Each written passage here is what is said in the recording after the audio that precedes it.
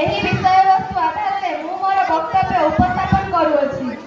ଓଡ଼ିଶା ମୋର ଜନ୍ମଭୂମି, ଓଡ଼ିଆ ଆମର ମାତୃଭାଷା। ଓଡ଼ିଶାର ଐକ୍ୟ ପରମ୍ପରା ଓ ସୁଖ୍ୟାତି ସର୍ବଜନ ବିଦିତ।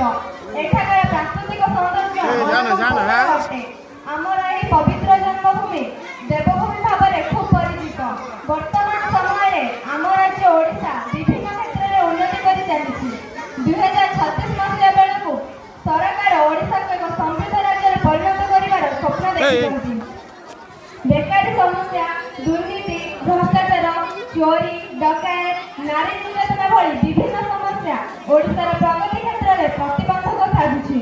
ଏହି ସବୁ ସମସ୍ୟା ଦୂର କରି ଓଡ଼ିଶାକୁ ଏକ ସମୃଦ୍ଧ କରିବା ଦିଗରେ ଧନ୍ଦାମୂଳକ ଓ ବୈଷୟିକ ଶିକ୍ଷାର ଭୂମିକା ଅତ୍ୟନ୍ତ ଗୁରୁତ୍ୱପୂର୍ଣ୍ଣ।